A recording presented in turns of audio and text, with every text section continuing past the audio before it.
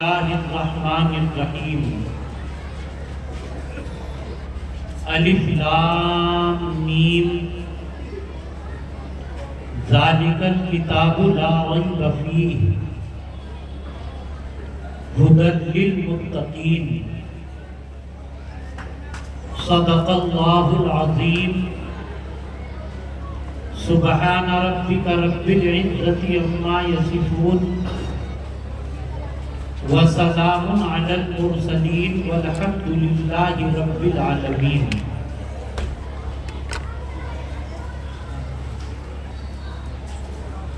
بھائی معزز علماء،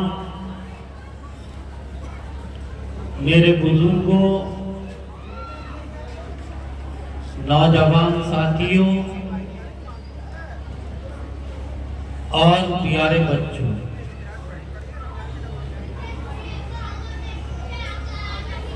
بڑی خوشی کی بات ہے کہ آپ کے اس ادارے اور اس مدرسے سے امسال 5 طلبہ قرآن کریم کا حفظ مکمل کر رہے ہیں، اور ابھی کچھ وقت کے بعد انشاءاللہ العزیز ان کے سروں پر دستار باندھی جائے گی۔ وہ خوشنما منظر اللہ کے فضل سے ہم ابھی دیکھیں گے۔ بس اسی مناسبت سے بہت مختصر وقت میں ایک ضروری پیغام آپ تک پہنچانا، کیونکہ یہ جلسہ قرآن پاک کی جانب منسوب ہے اور مدرسہ بھی قرآن کا مدرسہ ہے،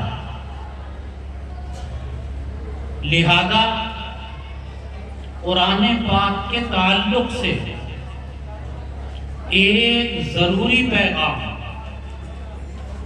کیا پیغام ہے؟ پیغام یہ ہے کہ ہر فرد پر،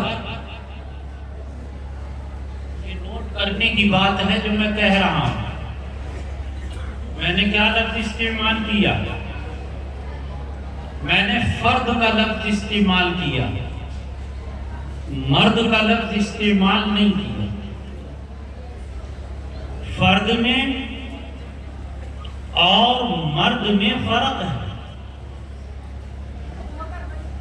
مرد ایک خاص طبقے کے لیے بولا جاتا ہے، اور فرد، اس میں مرد بھی آتے ہیں، عورتیں بھی آتی ہیں،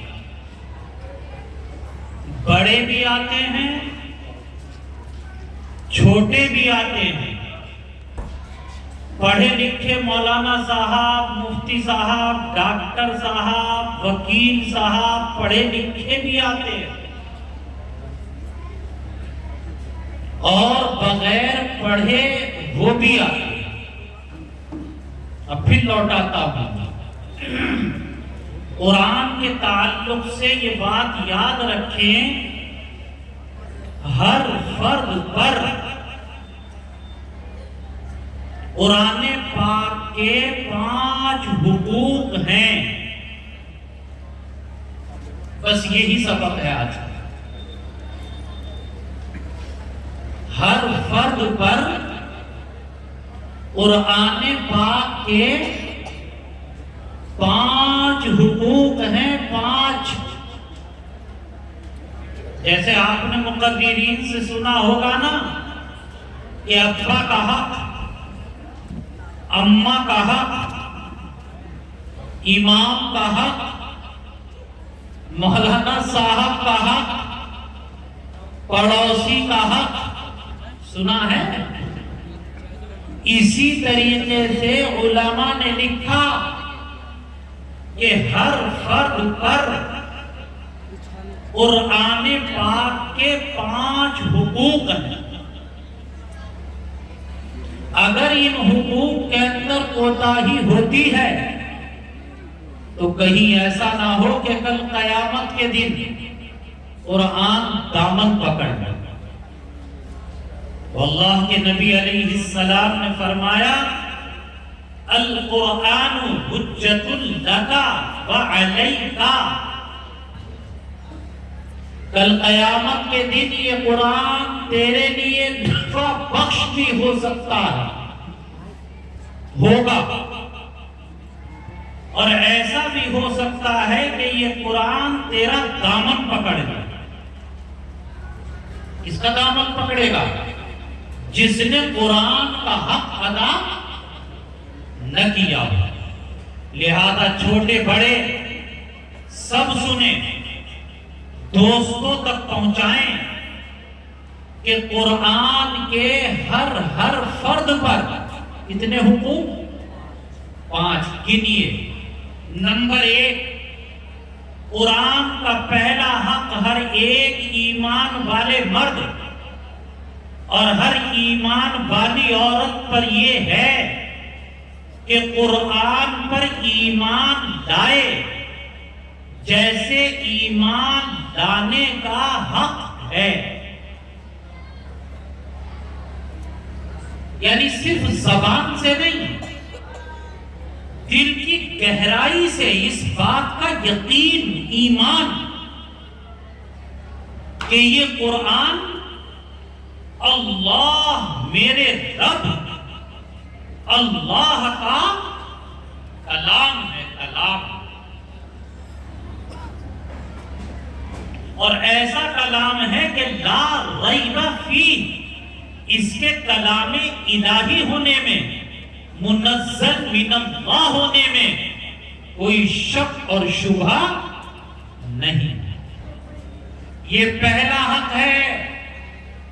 قلعہ اور اس کے ارد گرد کے رہنے والے جتنے بھی یہاں پر کلمہ پڑھنے والے ہیں، یہ پہلا حق ہے قرآن پاک کا کہ قرآن پر ایمان لایا جائے۔ کہیں گے قرآن پر تو ایمان ہے نہ، بہت ڈھیل ہے اس بات کی۔ آج قرآن کا پڑھنے والے بہت ہیں، لیکن وہی قرآن کا پڑھنے والا یہ سمجھتا ہے کہ کامیابی قرآن کے دستور میں نہیں، بلکہ کامیابی یورپ سے آئے ہوئے یہودیوں اور نصارہ کے بنائے ہوئے قانون اور دستور میں۔ بڑا بڑا پڑھا لکھا وہ شک میں ہے، شک میں۔ آج یہ مسئلہ نہیں ہے کہ ایک آدمی قرآن نہیں پڑھتا، پڑھتا ہے، مسجد میں بیٹھ کر پڑھتا ہے۔ مسئلہ یہ ہے کہ وہ پڑھ بھی رہا ہے اور پھر بھی اس کو شک۔ پہلا حق ہوا۔ دوسرا حق سنیے غور سے، قرآن پاک کا دوسرا حق ہر فرد پر، ہر مرد پر، ہر عورت پر یہ ہے کہ قرآن پاک کی تلاوت کریں جیسے قرآن پاک کی تلاوت کرنے کا ہمیں حکم ملا۔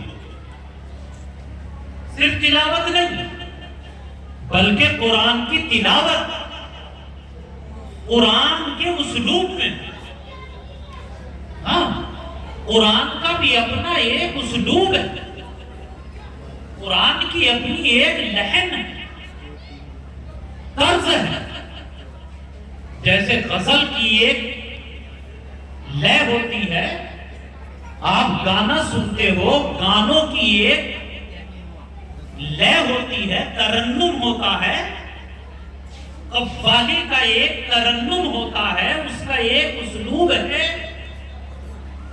جناب جس طریقے سے قوالی کا اسلوب ہے، گانوں کی ایک لے ہے، غزل کی ایک لے ہے، مرثیے کی ایک لے ہے، رب کعبہ کی قسم کھا کے کہتا ہوں قرآن پڑھنے کا بھی ایک طرز ہے۔ کہیں گے وہ قرآن کا طرز کیا ہے؟ میں بہت باریکی میں نہیں، تھوڑا موٹا بتاتا ہوں۔ یہ جو قرآن کے الفاظ ہیں ان کو مخارج سے ادا کرے، تا کو ادا کرے تا کے مخرج سے، تا کو ادا کرے تا کے مخرج سے، سین اس کے مخرج سے ادا ہو، شین اس کے مخرج سے ادا ہو۔ کہاں غنہ ہونا ہے، کہاں اظہار ہونا ہے، کہاں مد ہونا ہے، مد جسے کہتے ہیں کھینچ کر پڑھنا، اور کہاں مد نہیں ہونا، یہ تمام کے تمام قواعد ہیں، اور اس فن کا نام ہے فن قراءت۔ یہ باقاعدہ ایک فن ہے، ہمارے مدرسوں میں اس کو پڑھایا جاتا ہے۔ تو تجوید، قراءت، اس کے جو اصول اور ضابطے ہیں، اس کے مطابق جب قرآن کی تلاوت بندہ یا اللہ کی بندی کرتی ہے تو یہ قرآن کی تلاوت کا حق ادا ہے۔ ورنہ اللہ کے نبی علیہ السلام و تسلیم نے ارشاد فرمایا، میرے تو رونگٹے کھڑے ہوتے ہیں جب کبھی یہ حدیث زبان پر آتی ہے۔ فرمایا رسول اللہ صلی اللہ علیہ وسلم نے کہ بعض قرآن پڑھنے والے ایسے ہیں کہ وہ قرآن بھی پڑھتے ہیں اور قرآن ان کے اوپر لعنت کرتا لعنت کرتا ہے۔ لہذا قرآن پڑھیں تجوید کے مطابق، قرآن کی لے میں پڑھیں، قرآن کے اسلوب میں پڑھیں، قرآن کی تلاوت کے طریقے پر پڑھیں۔ لیکن بڑے افسوس کے ساتھ یہ تمام ذمہ داران علاقے کے بیٹھے ہوئے ہیں۔ مجھے خود ایک مسجد کے اندر 22 برس امامت کرتے ہوئے ہو گئے۔ میری مسجد میں ایسے لوگ بھی ہیں نماز پڑھتے پڑھتے جن کے بالوں کا جناب رنگ بدل گیا، بچے چھوٹوں سے جوان ہو گئے۔ انہوں نے مجھ سے مسئلہ معلوم کرنے کے لیے وقت لیا۔